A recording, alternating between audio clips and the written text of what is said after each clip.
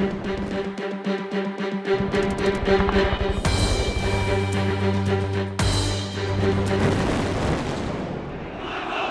officer, set over me, even to the peril of my life.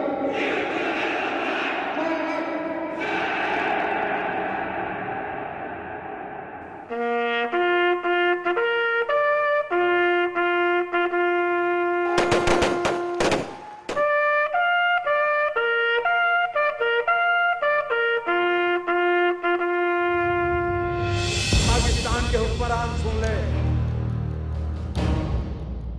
हमारे 18 जवानों का बलिदान बेकार नहीं जाएगा।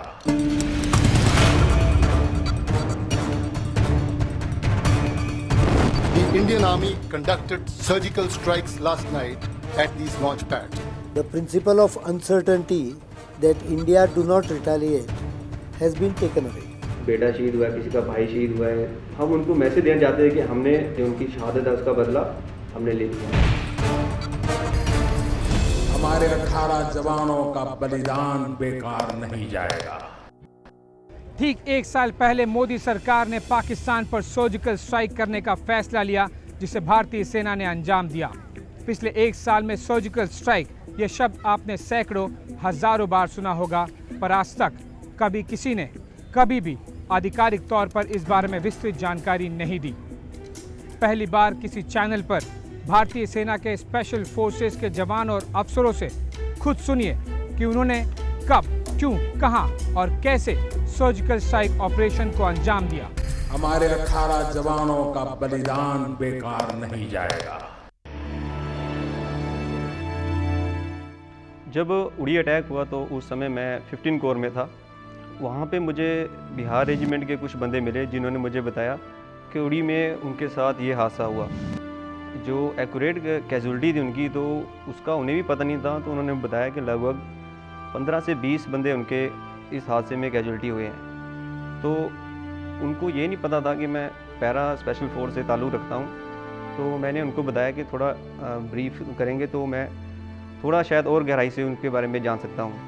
तो उन्होंने बताया कि हमारी जो यूनिट है वहाँ पे शिफ्ट हो रही है। उसके बाद उन्होंने बताया कि हम लोग अभी वहीं पे जा रहे हैं, तो ज़्यादा जानकारी हमारे पास नहीं है। तो मुझे सुन के बहुत अजीब सा लगा और गुस्सा टाइप आया कि यार ये बहुत गलत हुआ। हमारे जो सिपाही थे, जो मेरे देश के जो नौजवान थे, उनके साथ ये बहुत गलत हुआ है। तो उस समय एक बदले की भावना थी, वो उसी समय मेरे मन में जागी थी कि कब एक बार एक मौका मिलेगा कि इनको थोड़ा दिखा दें पाकिस्तान को कि हम भी कुछ कर सकते हैं, हम भी तुम्हारे को कैसे कैजुअलिटी देंगे। ये हमने उस समय सोचा था और उसका मौका मुझे बाद में मिल गया, जो कि मैंने अपने सर्जिकल स्ट्राइक के दौरान पूरा किया।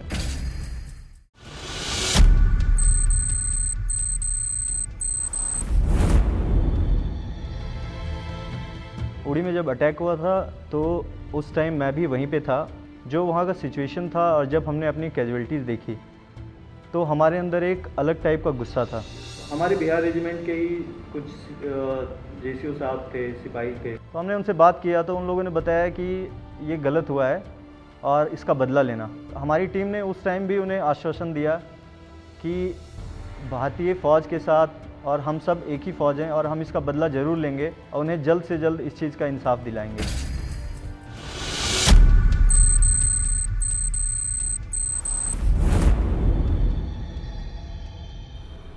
उन्होंने कुछ हटके किया था और वो मतलब एक ख़तरनाक सीन था, तो इसलिए एज एसएफ सोल्जर ये लगा कि नहीं, अभी हमारे एक समय आ गया कि हम इन पाकिस्तानियों को कुछ ना कुछ सबक सिखाएं।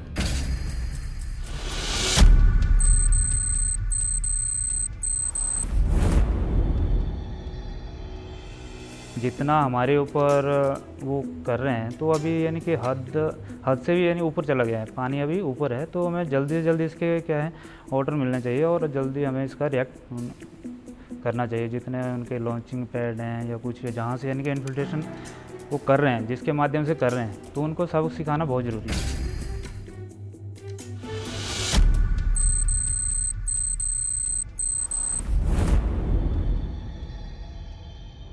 हमने ये सारा हादसा हमने टीवी में देखा, तो जब उन शहीदों की हमने फैमिलियों को रोते हुए देखा तो एक दिल में कांटा सा चुभा कि इसका बदला लेना है किसी भी प्रकार।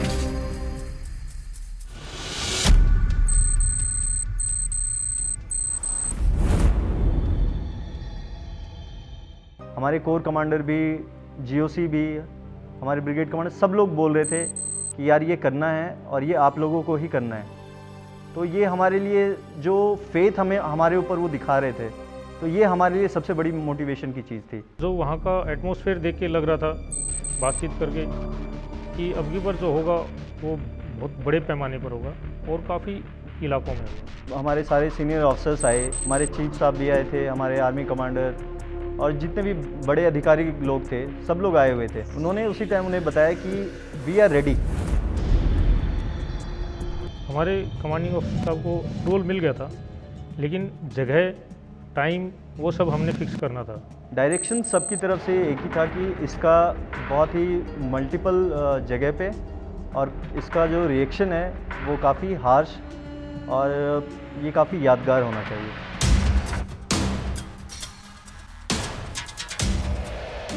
तब तक हमें ये पता नहीं था कि अभी क्या होने वाला है। उसके बाद आते ही हमारे क्या मोबाइल जमा कर दिए गए। प्लानिंग कुछ ऐसे तैयार हो गए तो कुछ नहीं, उसका ये था कि कुछ होने वाला है, कि हम अपने उस हिसाब से अपने आप को मेंटली प्रिपेयर करना है, यानी कि तैयारी उसमें थे। हमारी जो माइंड गेमिंग है, वॉर गेमिंग है, वो हमारी शुरू हो गई थी। जो हमारा सिलेक्शन ऑफ ट्रुप्स, जो हमारा selection of weapons, selection of equipments अगले दिन से ही हमने शुरू कर दिया था। A to Z जितने भी लोग होते हैं सब चाहते हैं कि हम हर ऑपरेशन का हिस्सा हों। तो हमारे पास ऑप्शंस के लिए अगर देखा जाए तो हमारे पास सारे ट्रुप्स अवेलेबल हैं, बट सारे के सारे पूरी बटालियन नहीं जा सकती, क्योंकि ऑपरेशनल एस्पेक्ट को देखते हुए, टेक्निकल एस्पेक्ट्स को देखते हुए हम लोग कुछ सेलेक्टेड ट्रुप्स ही अंदर लेके जाते हैं। 24 तारीख को मैं पहुंचने के बाद तो मुझे वहाँ पे जो मेरे स्किल थे उसकी बस मेरी सिलेक्शन हुई थी, क्योंकि हमारे जैसे काफ़ी जो लड़के हैं सभी एक्सपर्ट होते हैं, हर एक स्किल में माहिर होते हैं, तो मुझे मेरे स्किल की वजह से सिलेक्ट किया गया था। मैं एक स्काउट मेडिको भी था, स्नाइपर भी था। मैं उस जो 28 डिव का एरिया था उसमें पहले भी रह चुका था और एरिया हमने देखा हुआ था वो। और दूसरा क्या, मैं मेडिकल में था, एक मेडिकल मेरा स्किल था, इसलिए मेरे को मेडिकल के तौर पे भी बुलाया गया और नेविगेशन भी लगाया गया उस रास्ते तक सभी पार्टी को पहुंचाने के लिए। उसमें कम्युनिकेशन, मेडिकल, वेपन, डेमोलिशन, सभी स्किल में एक एक बंदा हर स्क्वाड में, जैसे 7-8 बंदे एक स्क्वाड में हैं, तो उसमें सभी में एक एक स्किल का मतलब जो कमांडो है माहिर होता है। सभी स्किल्स के हमने एक ऐसा कंपोजिशन बनाया था जिसमें 3-4 पर्सन जो हैं वो डेमोलिशन क्वालिफाइड हों, 3-4 के आसपास मेडिकल स्पेशलिस्ट हों, कुछ उसमें वेपन स्पेशलिस्ट हों, या उसमें कुछ ऐसे हों जो आईडी स्पेशलिस्ट हों। तो इस प्रकार का एक कंपोजिशन जो हमने तैयार करना था। ट्रुप्स के सिलेक्शन करने के बाद हम लोगों ने अपने टारगेट से रिलेटेड और ऑपरेशन से रिलेटेड, जो अपना हमारा मिशन था उससे रिलेटेड ट्रेनिंग की। उससे रिलेटेड जितने भी हमें डॉक्यूमेंट्स की ज़रूरत थी, जितने भी हमें मैप्स की, जितने हमें अलग अलग चीज़ों की ज़रूरत थी, वो सारा हमने कलेक्ट किया। सर्जिकल स्ट्राइक की प्रिपरेशन के लिए सबसे पहले जो हमारा टारगेट था उसका हम लोगों ने सैंड मॉडल, उसका जो सेम टारगेट जैसा कि हमें ग्राउंड पे मिलेगा ऐसा टारगेट हमने बनाया। फिर उसके ऊपर हमने वॉर गेमिंग की, जिसमें कि हमारे सारे के सारे ट्रुप्स जिन्होंने उसमें हिस्सा लेना था वो सारे बैठ के फिर पूरी रात हम लोग उस पर डिस्कशन करते थे कि कहाँ से क्या पॉसिबिलिटीज़ है, हम कैसे जाएंगे, कैसे इसे कंडक्ट करेंगे, कैसे इसे कैरी आउट करेंगे। और उसमें जितने भी कंटिजेंसी प्लानिंग सब कुछ हम लोगों ने उसे लगभग 2 रात और 2 दिन में बैठ के ये सारा प्लानिंग किया। मैं 28 डिव कुपवाड़ा वाली पार्टी में था, 19 डिव में बारामूला में है, जो कि उन्होंने लिपा वैली में ऑपरेट करना था। तो 90 डिव बारामूला में अल्फ़ा और ब्रावो ऑपरेट कर रहे थे। वाड़ा में चार्ली और डेल्टा 20 डिव में ऑपरेट कर रहे थे, 20 डिव में ऑपरेट कर रहे थे।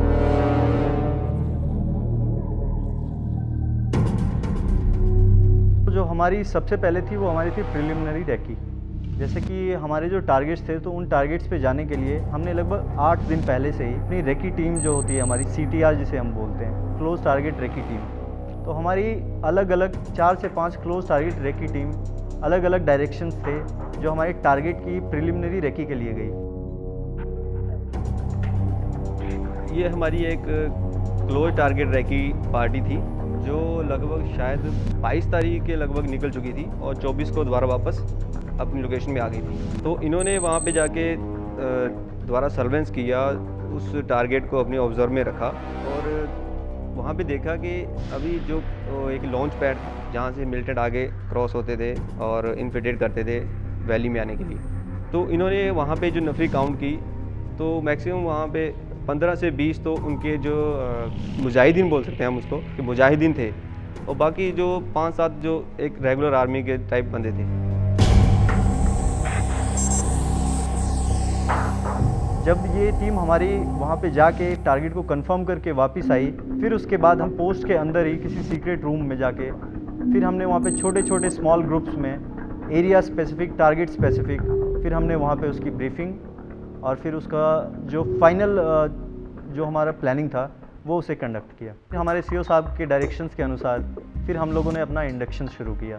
फिर उसके बाद जो ग्राउंड पे कमांडर थे जो कि हमारे टीम कमांडर थे, तो टीम कमांडर ने आगे का प्लान बताया। फिर वहाँ से हम लोगों ने हेप्टर के साथ अपना इंडक्शन किया और फिर हम लोग अपने जो डिव लोकेशंस की जो बेसिस थी वहाँ से फिर हमने अपनी गाड़ियाँ ली, जो सिविल गाड़ियाँ भी कुछ एक लगी हुई थी, कुछ एक फौजी गाड़ियाँ भी थी, और ये सारा चीज़ जितना भी हमारा इंडक्शन का था ये सब हम लोग रात में कैरी आउट कर रहे थे। तो जितना भी व्हीकल मूव था उनकी सारी गाड़ियों की हम लोगों ने लाइट्स ऑफ कर रखी थी ताकि दूर से किसी को पता नहीं चले कि कोई यहाँ पे मूवमेंट हो रही है। और उसी हिसाब से हमारे जो व्हीकल्स थे वो कैमोफ्लेज भी थे, जो फौजी व्हीकल्स थे, और जो सिविल व्हीकल्स थे वो उन्हें वैसे भी पता नहीं चल पाता कि सिविल व्हीकल्स का कि ये किस चीज़ का है। तो जो हमारी मूव थी वो काफ़ी कंसील्ड थी और जितना भी मूव था हमारा इंडक्शन का वो सारा का सारा रात में था।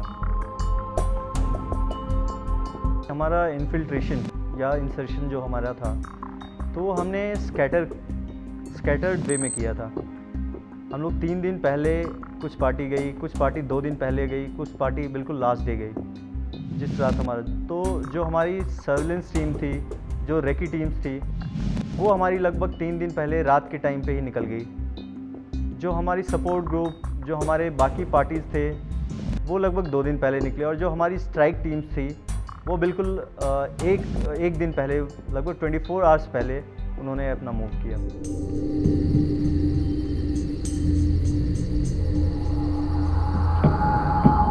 रात को हमने मूव किया लगभग 11:30 बजे 27 को। तो कुछ पार्टी हमारी 11 बजे निकली, कुछ 11:15, कुछ 11:30, ऐसे हमने छोटे छोटे ट्रुपों में अपनी आगे पार्टियाँ भेजी। तो वहाँ से हम लोग जो हमारी LC की लास्ट पोस्ट थी वहाँ से लगभग आधा किलोमीटर पहले हमारी गाड़ियों ने ड्रॉप कर दिया। वहाँ से हमारे ट्रुप जैसे जो पार्टी पहुँचती थी हम लोग वहाँ से अपना अलग अलग मार्च करते गए। हम लोगों ने लगभग 2 से 3 और कुछ एक टारगेट्स के लिए 3 से 4 रूट का भी सिलेक्शन किया था, और उसकी हमने क्लोज टारगेट रेकी भी की। उस रूट पे हम लोग चल के उस रूट पे प्लेसेस आइडेंटिफाई करके आए कि हमें कहाँ से फायर करना है, कहाँ से आइडेंटिफाई करना है, किस जगह पे हमारी सपोर्ट टीम लगेगी, किस जगह पे हमारी स्ट्राइक टीम जाएगी। तो ये सारा हमने अपना डिस्कशंस में और ये सारा चीज़ हमने ग्राउंड पे जाके इंश्योर करके आए थे। वो इतना डिफ़िकल्ट रूट था कि 70 डिग्री या 65-70 डिग्री का ग्रेडियंट था नीचे चढ़ने के लिए। जब हम गए तो हम कंटिन्यू रोप लगाते हुए गए वहाँ पर, और छोटी छोटी टुकड़ियों में बिल्कुल प्रॉपर सर्वेलेंस करते हुए कि 1 घंटे में मुश्किल से 100 से 150 मीटर हम मूव कर पाते। सभी का लोड मैनेजमेंट बराबर था। अप्रोक्स 30 से 35 kg वेट था सभी के पास, जिसमें उसका आर्म्स, अम्युनिशन, खुद का इंडिविजुअल का पर्सनल सामान, क्लोथिंग, ये सब उसमें राशन। हमारे स्क्वाड में हम लोग अपना पर्टिकुलर स्क्वाड वेपन्स और अपना पर्सनल वेपन्स कैरी करके गए थे।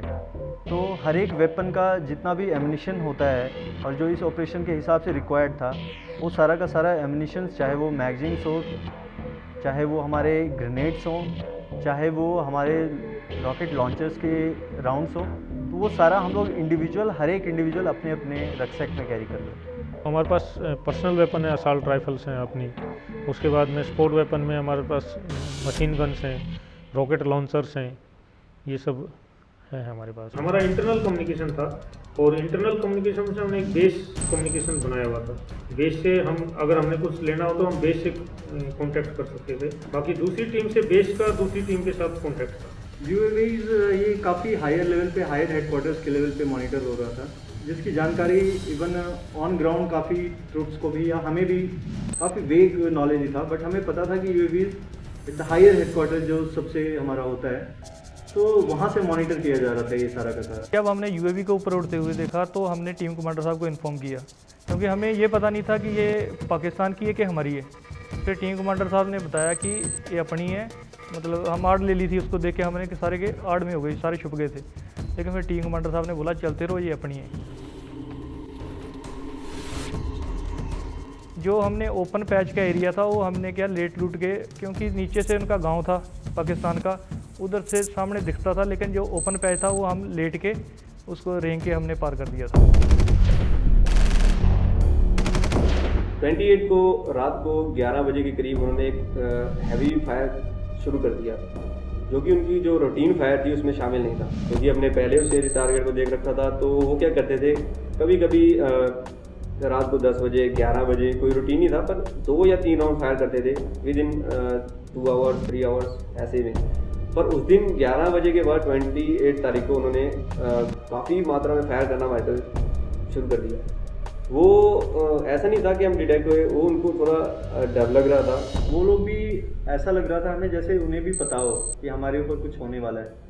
तो हम लोग जब रात को मूव कर रहे थे तो वो लोग अपने जस्ट नीचे जो नाला होता है, तो नाले में वो लोग रात में 2-2 round 3-3 round different time intervals पे फायर करते थे। जैसे सेंट्री चेंज होते हैं तो सेंट्री चेंज पे फिर वो फायर करते हैं। तो वो लोग अपना फायर कर रहे थे, और एक रात पहले उन्होंने जो हमारे एरिया में काफ़ी ज़्यादा फायरिंग की थी, तो वो लोग भी काफ़ी डरे हुए थे, वो लोग भी एक्सपेक्ट कर रहे थे। फायरिंग की वजह साइकोलॉजिकल इफेक्ट था। बेसिकली वो लोग भी डरे हुए थे कि शायद उनके ऊपर कुछ होगा, तो वो पहले ही फायर करके दिखाना चाहते थे कि हम लोग तैयार हैं और यहाँ पे कोई नहीं आ सकता है। तो वो हमें डराने के लिए भी और खुद के दिल से डर निकालने के लिए भी फायरिंग कर रहे थे। हम 28 तारीख को लगभग 10:30-11 बजे उधर जहाँ हमारा टारगेट था उससे 200-300 मीटर पीछे थे। पीछे हमने होल्ड किया और उधर से हमने क्या दोबारा रेकी करना शुरू कर दी उनकी। हम लोग उनके सेंट्रीज़ को हम लोग देख पा रहे थे, उनकी पेट्रोलिंग पार्टी जो घूम रही थी, तो उनके हथियार जैसे कि वो पीछे लेके घूम रहे थे अपने बैक पे। तो ये हम लोग ये सारा चीज़ ऑब्जर्व कर रहे थे। बस हमने जो डिसाइड किया था कि इस पर्टिकुलर टाइम पे हम लोग अपना स्ट्राइक करेंगे, तो हम लोग बस उस अपॉर्चुन टाइम का वेट कर रहे थे। जब अपॉर्चुनिटी की बात आएगी, जब हमें स्ट्राइक का टाइम आएगा, हम अपने टाइम के हिसाब से अपना सारा चीज़, अपना सारा एम, सब लोग एक साथ जहाँ पे भी हमें स्ट्राइक करना है उस चीज़ को देखते हुए फिर हम स्ट्राइक करेंगे। जैसा कि ये पोस्ट LC से ज़्यादा दूर नहीं था, तो यहाँ पे उनके मिलिटेंट्स आके यहीं से लॉन्च भी करते हैं वो। तो जैसा कि हम लोगों ने देखा, जैसा मेरे सामने जो विजुअल था, बाकी टीमों का अलग अलग विजुअल था। जो सपोर्ट ग्रुप था तो वो लोग हो सकता है कि किसी अलग डायरेक्शन से देख रहे थे, हम लोग किसी अलग डायरेक्शन से देख रहे थे। तो उनको 10 से 12 और हमें अलग से 10 से 12, मतलब अलग अलग। तो हमने आपस में देखा कि ड्रेस किस टाइप का है, इससे हम स्ट्रेंथ का पता लगा सके कितने लोग हैं वहाँ पे। तो उस हिसाब से हमें अलग अलग जितनी 7-8 पार्टियाँ थी, तो उनको अलग अलग जगह से अलग अलग एंगल से देख रहे थे। तो हमें पोस्टों के बाहर घूमते हुए काफ़ी लोग नज़र आ रहे थे। जैसा कि टारगेट का जो लेआउट था, तो उसमें बहुत सारे उनके सेंट्री पोस्ट थे, उनके लिविंग एरिया थे, फिर रोड के दोनों साइड में टारगेट था। तो टारगेट में जैसा कि 2-3 दिन पहले हमने देखा कि 8 से 10 गाड़ियाँ आई, वहाँ से काफ़ी स्ट्रेंथ वहाँ से नीचे उतरी, और वो स्ट्रेंथ रोड के हमारी साइड में जंगल की तरफ वाले कुछ स्ट्रक्चर्स में वो वहाँ पे रुके हुए थे। तो जैसा कि हम लोग देख रहे थे कि ये पर्टिकुलर लोकेशन से जहाँ पे ये लोग रुके हुए हैं, और हम लोग उस टारगेट को क्लोजली मॉनिटर कर रहे थे कि हरकत किस हिसाब से कर रहे हैं। तो जैसा उनका तरीका था हथियार कैरी करने का, तो वो अपने बैक पे तो शायद वो मुजाहिद या उनके जो इरेगुलर फोर्सेस होंगे शायद वो होंगे, और कुछ लोगों का जो ड्रेस था जो उन्होंने पहन रखे थे, जो पठानी सूट वगैरह जो उन्होंने डाल रखे थे, उससे हमें लग रहा था कि ये हो सकता है कि ये सारे मिलिटेंट्स वाले ग्रुप हैं। और उनके अलग अलग, जैसे कि जो ट्रैक सूट था तो वो शायद उनके मुजाहिद्स के थे, और जो पठानी सूट वगैरह में घूम रहे थे वो शायद उनके सारे के सारे मिलिटेंट्स थे। मुजाहिद्स के साथ वहाँ पे कुछ एक रेगुलर्स भी थे जो उनके पोस्ट को मैन कर रहे थे, जो वहाँ पे ड्यूटीज़ पे खड़े थे कुछ एक लोग, तो वो शायद रेगुलर आर्मी के थे। बाकी जो उनकी हरकतें थी, जो जिस टाइप से बॉडी लैंग्वेज से हमें लग रहा था कि शायद ये मुजाहिद्स हैं। और बाकी लोगों का हमें लग रहा था कि ये आतंकवादी है। पठानी सूट में हमें 7-8 लोग दिख रहे थे जो बाहर बैठ के ताश वगैरह खेल रहे थे, और फिर कुछ लोग ट्रैक सूट में घूम रहे थे, 4-5 लोग। अप्रॉक्सीमेटली मे बी 30 से 40 लोग तो उस जगह पे थे, क्योंकि उनके जो स्ट्रक्चर्स थे जो बने हुए थे, तो 7 से 8 स्ट्रक्चर बने हुए थे। तो एक स्ट्रक्चर के हिसाब से अगर 3-4 लोग भी हो तो लगभग वही 30 से 40 लोग वहाँ पे थे। हमारी जो मेन स्ट्राइक पार्टी थी वो बिल्कुल टारगेट के फ्रंट में थी। फ्रंट में सबसे जहाँ पे सेंट्री पोस्ट थी उसके बिल्कुल सामने हमारे लगभग स्नाइपर वहीं पे डिप्लॉय थे। जो मेन था कि संतरी को साइलेंट करना है, उसके दोनों तरफ हमारे रॉकेट लॉन्चर वाले डिप्लॉय थे, ताकि अगर वो उस पोस्ट में कोई और भी होता है, क्यों एक बंदा साइलेंट कर दिया, हो सकता है उसके बगल में दूसरा सोया हो या दूसरा रिएक्शन के लिए पहुंच जाए, तो उस पोस्ट को ही बर्बाद करने के लिए स्नाइपर के दोनों बगल में हमारे जो रॉकेट लॉन्चर थे वो डिप्लॉय थे। और उसके अलावा जो LPOP जो उनकी पोस्टें थी वहाँ पे भी उनके जो HMG वगैरह लगी हुई थी, तो उसको कवर करने के लिए भी हमारे जो मल्टी शॉट ग्रेनेड लॉन्चर वगैरह है और एक रॉकेट लॉन्चर वहाँ पे भी डिप्लॉय था जो उसको कवर कर रहा था। तो एक तरह से हम स्टैंडर्ड लाइन भी नहीं बोल सकते, तो टारगेट को देख के हम लोग ऐसे भी नहीं सोच सके कि U शेप में थे या V शेप में थे। जिस तरह से हमारा टारगेट था हम उसी हिसाब से डिप्लॉय हो रखे थे। ये मॉर्निंग सुबह 29 की बात है, लगभग 6 बजे के करीब, क्योंकि हमें ना हमारे पास कोई साधन था टाइम देखने का। जो रेडियो सेट से हमें टाइम पास हो रहा था वही हमारा टाइम पता था। तो UAV के हल्की हल्की आवाज़ सुनाई दी, तो हमें पता था इस ऑपरेशन में UAV इन्वॉल्व होने वाला है। तो हमने जनरल हमें थोड़ा पता चल गया कि अभी फायर शायद शुरू होने वाला है। हम लोग वैसे ही प्रिपेयर थे। तब तक हमारे मेजर साहब थे जो हमारे टीम कमांडर थे, उन्होंने हमें पास कर दिया कि ऑल पार्टी अभी रेडी हो जाओ। तो हम लोग अपनी अपनी पोजीशन लेके सभी बैठ गए। फायरिंग के लिए पहले साहब ने बता दिया था, जो टीम कमांडर साहब थे, कि मैं इतने बजे रेडी कर दूंगा, उससे 15 मिनट पहले सारे रेडी हो जाएंगे। तो लगभग सुबह फर्स्ट लाइट में साहब ने एक बार रेडी कर दिया सभी पार्टी को, ऑल पार्टी को, कि सभी रेडी हो जाओ, अभी 15 मिनट में हमने फायर स्टार्ट करना है।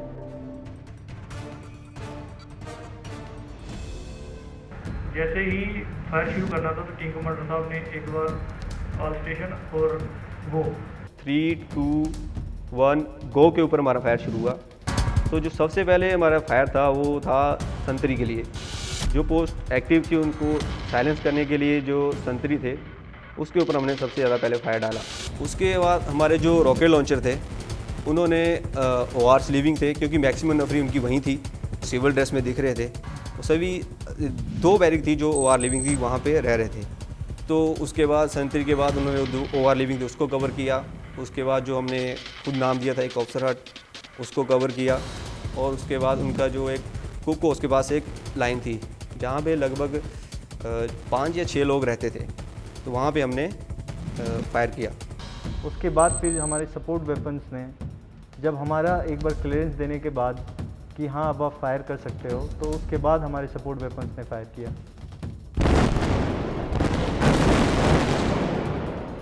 सपोर्ट वेपन्स का फायर उनके ऊपर हम लोगों ने इसलिए किया ताकि वो वहाँ से निकलें और जो भी अंदर हैं वो भी बाहर निकल के भागने की कोशिश करें, और फिर हम उन्हें अपने क्लोज रेंज में उन्हें एंगेज करते हैं। रॉकेट लॉन्चर के फायर से वो शायद उनका कैरोसिन था या कोई सिलेंडर टाइप था जो उनकी कुक हो उसके पास जो लिविंग थी वहाँ पे फटा। फटने के बाद उस पूरी OR लिविंग में आग लग गई, जो कि हमें अपनी आंखों से भी दिख रही थी और काफ़ी दूर से भी देखी जा रही थी कि बहुत बड़ी बड़ी आग निकल रही है, धुआं निकल रहा है वहाँ से। तो उसके अलावा उनके जो कुछ बैरल रखे हुए थे वहाँ पे जो तेल के लिए थे, शायद कुछ खाली भी थे उनमें, तो कुछ राउंड उनके ऊपर फायर किए ताकि और इम्पैक्ट मिले और धमाका हो तो और ज़्यादा शॉक में जाए। तो वहाँ पे उनके ऊपर फायर हुआ। उसके बाद वहाँ पे आग लगी और फिर लगभग हमने 10 से 15 मिनट के बीच में हमने फायर किया, 10 से 15 मिनट। तो वहाँ से फायर करने के बाद जो हमारी सबसे आगे पार्टी थी उसने लगभग 5 से 7 मिनट के अंदर अपना फायर ख़त्म किया। वो वहाँ से पीछे इवैक्यूएट हुई। पीछे आने के बाद उन्होंने दोबारा आली जो उसके स्पॉट में जो स्पॉटिंग ग्रुप था हमारा उसने दोबारा फायर शुरू किया। जब उन्होंने 4-5 मिनट लगभग फायर किया तो वो पीछे हटे, फिर दोबारा से इस ग्रुप ने फायर शुरू किया। जो कॉन्टैक्ट का हमारा ड्यूरेशन था जो टाइम बहुत ही स्विफ्ट इंगेजमेंट था, अराउंड 15 से 20 मिनट का। उसके बाद फिर हमारी सपोर्ट टीम उनके ऊपर फायर डाल रही थी और जो हमें रिट्रीव करने की कोशिश कर रही थी, क्योंकि फिर उनके भी फायर शुरू हो गए थे। उनके भी पीछे के पोस्टों से फायर शुरू हो गए थे और उन्होंने भी मोटर्स और हैवी कैलिबर के वेपन्स उन्होंने फायर करने शुरू कर दिए थे। हमारा लगभग 12 से 15 मिनट तक हमने फायर किया था, जो कि 12 से 15 मिनट तक हमने बहुत ज़्यादा तादाद में फायर कर दिया था। पोस्ट का जो हालात है इस हालात से लगाने के बचा हुआ इसके अंदर यानी कि लगभग 10 से 15 के बीच तो नजर हो गई है। तो वहाँ पर कुछ बचा नहीं, पूरा आग धुआं सब, और 12 से 15 वहाँ पर जो थे ऑन स्पॉट भी 7-8 तो वहीं ख़त्म हो गए थे। मेरे ग्रुप ने जो हमारा 4 बंदों का ग्रुप था तो वही 7 से 8 लोगों को हमने वहाँ पे इंगेज किया था। तो उनकी 3 बैरिक हमने क्या वो बर्बाद कर दी थी, और एक उनका रिक्रेशन रूम था उसको भी बर्बाद कर दिया था। हमारे सपोर्ट वेपन्स भी फायर कर रहे थे, हमारे बाकी लोग भी थे, उन्होंने बंकर्स भी, बहुत सारे फुल डंप्स वगैरह ब्लास्ट हुआ। तो शायद कैजुअलिटीज़ का जो हमें इंटेलिजेंस एजेंसीज जो बता रही थी हमारी, तो total 70 to 80 overall in all 3 to 4 targets, और जो हमारे एरिया में उन्होंने लगभग 30 से 40 लोगों का बताया था। हमारा यहाँ पे एम कोई एक पर्टिकुलर इंडिविजुअल नहीं था, या हमारा एम कोई इन्फॉर्मेशन एक्सट्रैक्ट करना नहीं था, और ना ही हमारा एम कोई प्रूफ लेके आना था। जहाँ पे हमें सिर्फ हमारे दिमाग में एक चीज़ था कि जैसे हमारे ऊपर स्ट्राइक किया गया था उड़ी में, हमें उस स्ट्राइक का बदला लेना है, और यहाँ पे हमें जितना भी रुथलेस हो सकते हैं उस हिसाब से हमें इनके ऊपर अपना रुथलेसनेस के साथ इन्हें स्ट्राइक करना है, और फिर उसके बाद हमें वापस आना है। 30 मिनट के करीब यानी कि उन्होंने अपना कार्रवाई शुरू कर दी थी। जो यानी कि जो इस तरफ पोस्ट नहीं, जो दूर इस तरफ थी, जो टॉप में थी, लेकिन उनको हम ये नहीं, उनको पता नहीं था कि हम कहाँ पे यानी कि ये रिएक्ट कर कहाँ से। तो उन्होंने अपना जो मोटर था वो वहाँ से मोटर फायर आना शुरू हो गया था हमारे ऊपर, और चंद एक जो अपने उनके पास HMG वगैरह इसके भी फायर आना शुरू हो गया, लेकिन वो हमारे ऊपर से जा रहा था, हम नीचे जंगल में। तो हमें जब अपनी पोस्ट के अंदर जाना है तब हमें प्रॉब्लम हो रही थी। दूसरी पोस्टें थी वहाँ से हमारे ऊपर काफ़ी फायर आ रहा था, मोटर का भी फायर था, वो जनरल एरिया में था, और काफ़ी जो स्मॉल आर्म्स का या जो वेपन का वो हमारे सिर के ऊपर से ऐसे पत्तों में फायर लग रहा था कि हाँ उन्होंने अभी दूसरी जो उनकी पोस्टें हैं वो अंदर फायर कर रहे हैं। हमने जो अल्टरनेटिव लिया, लेकिन जो जैसे भी नीलम वैली में तो वहाँ की पार्टी ने तो सेम रूट लिया था जो टिपिकल इससे दिया कि अभी जो वहाँ बैठे होंगे या कुछ बच्चे भी होंगे या जिन्हें रिएक्ट करना होगा, तो उनकी थिंकिंग रहेगी कोई भी आएगा यहाँ से आएगा तो नाले भागेगा, कोई सोचेगा कि हम नाले जाएंगे तो इसके ऊपर। तो उन्होंने कोशिश की होगी कि जितना हो सकता है फायर नाले में डालो। ये पहाड़ी जो अपना मेन बना हुआ था उन्होंने रिज लाइन से करते धीरे धीरे अब निकल जो ऊपर इन्फेंट्री डाली थी उनको हम पास कर रहे थे कि इस पोस्ट से हमारी तरफ फायर आ रहा है, तो वो ऊपर से उसको कवर करके दबा देते थे। तो थोड़ी देर के लिए वो चुप हो जाते थे, न्यूट्रलाइज हो जाते, तो हम उतनी देर में अपना वो एरिया था वो जल्दी से जल्दी कवर करके और ग्रोथ में हो जाते थे। हमारी 2 लोकेशन में आपको पता है कि हमने जो किया था, जो 90 डिव वाली बारामूला वाली टीम थी, वो एक एंकर हमने ऑलरेडी डिप्लॉय कर रखा था, क्योंकि हमारे जो कमांडर थे, मेजर साहब थे, टीम कमांडर या CO साहब थे, उनको पता था कि हमने यहाँ पे एंकर खा रखा है। हमारा जो कि हम लोगों का जो कम्युनिकेशन था वो अपनी जो ट्रुप जा रखा था आगे टीम जो उसी में था। तो इन्होंने एक एंकर बना रखा था जो हमारी 28 डिव पाड़ा वाली पार्टी वहीं पे रिपोर्ट कर रही थी।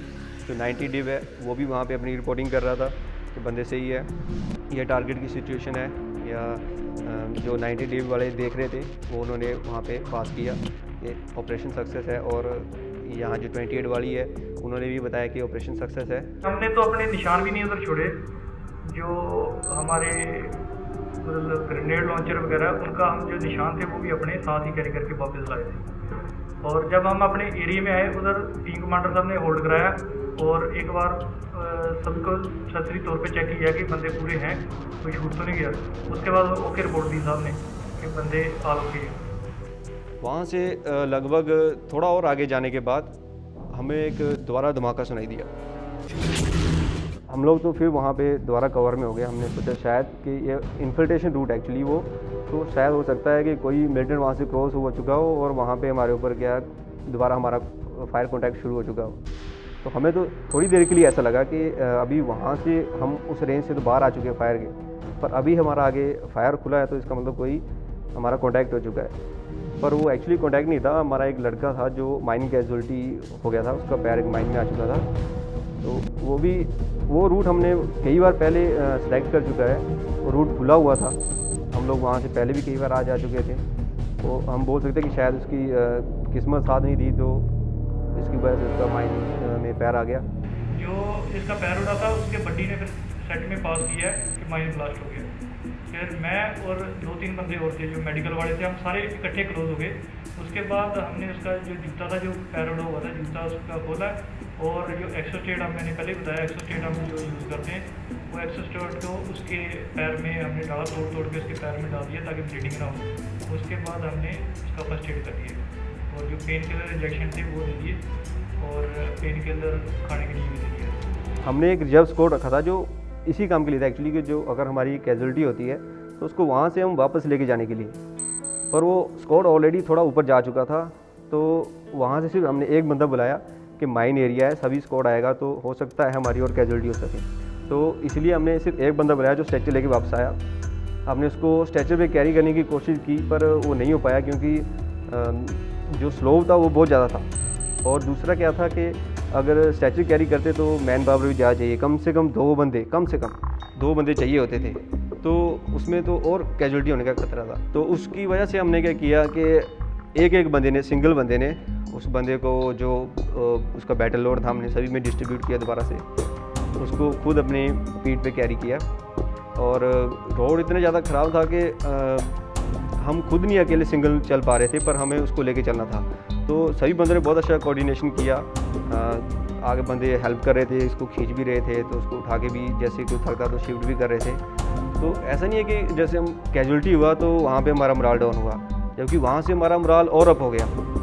और जैसे हम जो अभी तक उस ऑपरेशन में हमें थकान लगी थी वो बिल्कुल ना के बराबर हो चुकी थी, कि हमें यही था कि हमें अपने बंदे को सेव करके ऊपर लेके जाना है और उसको जल्दी से जल्दी किसी फर्स्ट एड या किसी एमएच में पहुँचाना है। और जो कि हमारे मेजर साहब थे, जो टीम कमांडर थे, उन्होंने ऑलरेडी ये चीज़ पास कर दी थी। तो जब तक हम अपनी पोस्ट के लगभग 1 या 1.5 किलोमीटर पीछे थे, तब तो एक पार्टी ऊपर से नीचे आ चुकी थी हमें वहाँ से रिलीव करने के लिए कैजुअलिटी को। तो वहाँ से उन्होंने हमें रिलीव किया। तो जैसे ही हम ऊपर पोस्ट में पहुँचे और उसके विदिन 2 और 5 मिनट में हमारे हेली आ चुका था। तो हेली में उस लड़के को वहाँ से जल्दी इवैक्यूएट किया गया। हम लोग ऊपर पहुँचे और सभी ने एक साथ बैठे, थोड़ा रिलैक्स किया। हम अप्रोक्स हमारे जो फर्स्ट जो बॉडी थे वो अप्रोक्स 10:30 से 11 बजे के बीच में ऊपर मतलब बिल्कुल सेफ बंकर में पहुँच गए थे। तो उसी के कंटिन्यू पीछे हर गैप में मतलब हम इसीलिए छोटी टुकड़ियों में मूव कर रहे थे कि ताकि कोई इंसिडेंट ना हो।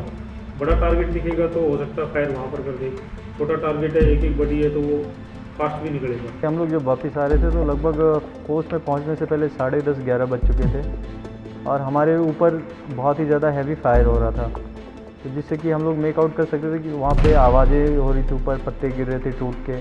तो हम लोग मेक आउट कर सकते थे कि ये लोग उसके ऊपर जनरल एरिया में हमारे ऊपर फायर कर रहे हैं। बट वहाँ का जो फॉलिएज इतना डेंस था, कवर इतना ज़्यादा था, तो they could not bring down effective and accurate fire. जैसे कि हर टीम में 20 से 30 लोग थे, तो हर टीम में ऑफिसर और जेसीओ अराउंड 1/3 हमारी जो स्ट्रेंथ थी उसमें ऑफिसर्स और जेसीओ थे। या आइडली ऐसा नहीं होता है कभी। 29 को जब हम लोग वापस अपने लोकेशन में आए तब हमें हमारे बाकी जो साथी थे जो ऑपरेशन का हिस्सा नहीं थे, जो हमारा वहाँ पे वेट कर रहे थे, तो उन्होंने हमें काफ़ी सारी बधाइयाँ दी, बोला कि बहुत ही अच्छा ऑपरेशन किया। और जो हमारे कमांडर्स थे उनके वो भी हम लोगों से पर्सनली मिलने के लिए आए उस जगह पे, और फिर उन्होंने बताया काफ़ी अच्छा उन्हें फील हुआ, और उन्होंने हमें भी बताया कि it's a great pride moment. So this was really great to know. लगभग 2 बजे के करीब हम जो इंडियन पोस्ट थी वहाँ पे आ चुके थे। तो उन्होंने नॉर्मली, उनको भी इतना पता नहीं था क्योंकि वो भी नेटवर्क से कट ऑफ थे, तो उनको भी पता था कि ये ऑपरेशन करके आए। उन्होंने हमारे लिए खाना वगैरह रखा, हमने खाना खाया। तो वहाँ से लगभग 5:30 के करीब हम लोग शाम को 29 को हम वहाँ से मार्च कर गए। तो ब्रिगेड हेडक्वार्टर में हमारे को दोबारा से रोका गया। तो उस समय हमें तो ऐसा लग रहा था कि चल थके हैं, थोड़ा अपनी लोकेशन में जाएंगे, आराम से रिलैक्स करेंगे, पर उस समय हमें ब्रिगेड में रोका गया। तो सभी कुछ हमें अलग से तरीके से देख रहे हैं। वैसे तो अगर हम कहीं जाते हैं तो वैसे पैरा को तो सभी अलग से देखते हैं, पर क्या था उस दिन कुछ ज़्यादा ही अलग से देख रहे हैं। सभी देख रहे हैं गुड सर अच्छा काम करके आए, वेरी गुड सर बहुत तगड़ा ऑपरेशन किया।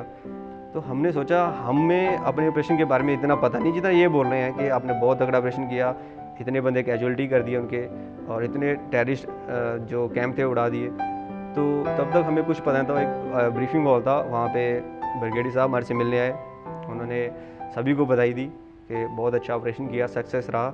और तो हमें फिर भी इतना पता नहीं था कि क्या हुआ है, कितना बड़ा है, किस लेवल पे हुआ है। जब हम लोग अपने जो हेडक्वार्टर्स थे वहाँ से हमें जो भी बटालियंस मिल रही थी, जो भी एन रूट हमें जितनी भी बटालियंस मिली तो वो सब हमें काफ़ी मुबारकबाद दे रहे थे। वो अपने अपने लोकेशन पे बिठा के बोल रहे थे कि आज अभी आपको आगे नहीं जाना, अभी आपको हमारे पास ही रुकना है रात में, यहाँ पे आप लोग सेलिब्रेट करोगे तभी जाओगे। तो हर जगह अच्छे से स्वागत किया जा रहा था। उसके बाद हमें बताया गया कि तुम लोग इस टाइम टीवी पे काफ़ी तुम्हारी चर्चा हो रही है कि सर्जिकल स्ट्राइक हुआ है।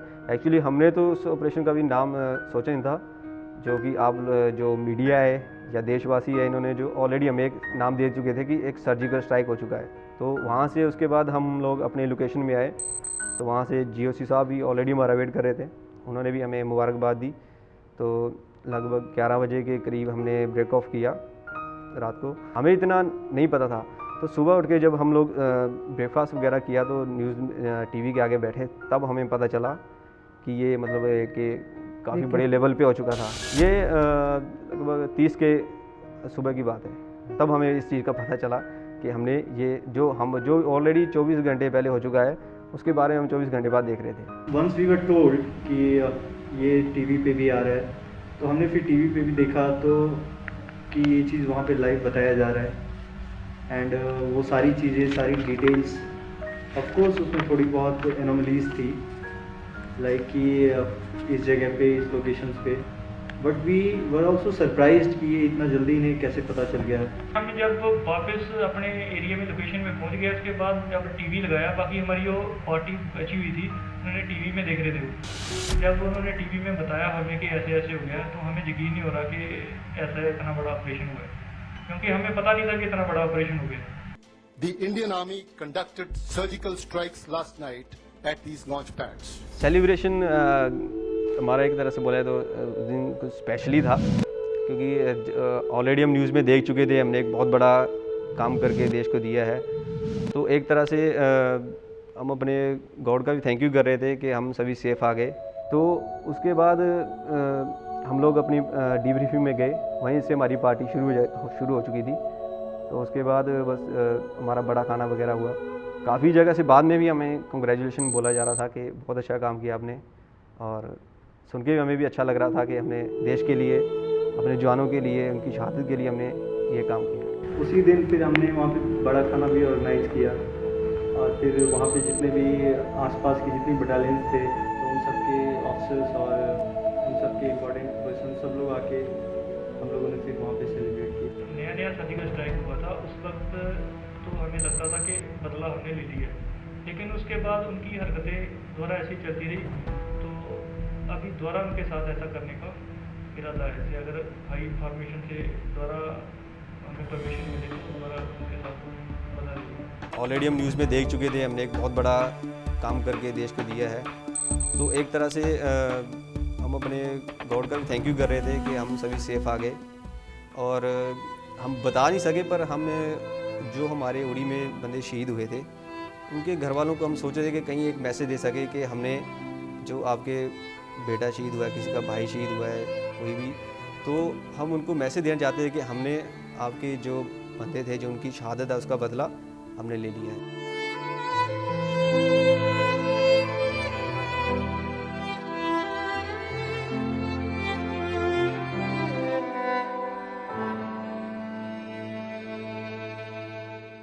एक्चुअली लगभग हमने 2 दिन तक अपने मोबाइल्स किसी को हमने नहीं दिया, ताकि थोड़ा सा ये डाई डाउन हो जाए ये मैटर, बिकॉज ये काफ़ी ज़्यादा मीडिया में चर्चे की चीज़ थी, और मैं नहीं चाहता था कि किसी की फैमिली या किसी को थोड़ा डिस्टर्बेंस हो किसी भी साइड से, और उनका मोबाइल ट्रैक किया जाए या टैप किया जाए और किसी के लिए बाद में कोई प्रॉब्लम हो। एक्चुअली हमने मोबाइल में लगभग 2 दिन बाद दिए। फैमिली का कुछ एक ऑफिशियल नंबर्स थे जिनसे फिर हमने उनसे उनकी फैमिली से बात वगैरह करवाया था and they were able to communicate. 28 को जब हम लोग लगभग दोपहर को 2 बजे के करीब हम लोग टारगेट से 200-300 मीटर की दूरी पे थे, तो वहाँ से हमें एक गांव दिख रहा था उनका। तो उस गांव में नॉर्मल एक्टिविटी उस दिन भी लोग खेतों में काम कर रहे थे, स्कूल था, स्कूल में बच्चे पढ़ रहे थे। जैसे बेसिकली जो प्राइमरी स्कूल जो सरकारी स्कूल होते हैं जैसे उसमें पढ़ाई चलती है, सेम उसी तरह टीचर बैठा था, लाइन लगी थी, बच्चे पढ़ रहे थे। और उस गांव में बिल्कुल नॉर्मल था कि कुछ ऐसा एक्टिविटी कुछ खास नहीं था कि जो हमारे ऑपरेशन में हमें प्रॉब्लम कर सकता था। और वैसे हम उनकी तरफ फायर तो कर सकते थे, पर हमने उस ड्यूरेशन में उनकी तरफ फायर नहीं किया, क्योंकि ये काम जो एक तरह से बोला जाए कि बुज़दिली का है कि छुप के फायर करना और सिविलियन के ऊपर फायर करना, ये मिलिटेंट करता है। हम लोग एक स्पेशल फोर्स से ताल्लुक़ रखते हैं। हमारा काम है जो हमारे काम में हमारे देशवासियों के लिए जो हमें जो तंग करेगा, हमारे ऊपर अटैक करेगा, कि हम सिर्फ उसी को मुंह तोड़ जवाब देना चाहते थे।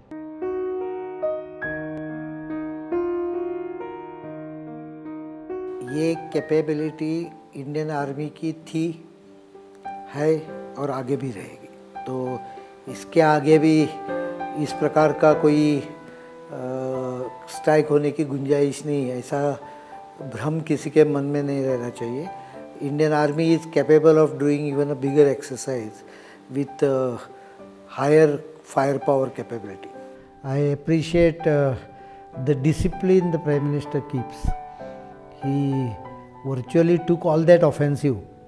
There was abuses virtually thrown at him. I had to also face abuses, but उनके तरफ ज़्यादा कहाँ गई वो 56 इंच की छाती, ऐसे टाइप के very insulting remark, but he didn't get provoked. He didn't reveal anything. I think that discipline needs to be learned by everyone. आपने सुनी सर्जिकल स्ट्राइक की पूरी कहानी उन जवानों और अफसरों की जुबानी जिन्होंने खुद सर्जिकल स्ट्राइक ऑपरेशन को अंजाम दिया। ठीक 1 साल पहले जब इंडियन आर्मी के DGMO lieutenant general Ranbir Singh ने पाकिस्तान पर सर्जिकल स्ट्राइक के ऑपरेशन के सक्सेसफुल होने का अनाउंसमेंट किया था, तब विपक्षी दल से लेकर पाकिस्तान तक ने सर्जिकल स्ट्राइक के सबूत मांगे थे। इंडिया न्यूज़ उरी में मारे गए उन सभी जवानों की शहादत को नमन करता है और उन जवानों और अफसरों की वीरता को जिन्होंने सर्जिकल स्ट्राइक ऑपरेशन को अंजाम दिया सलाम करता है। जय हिंद।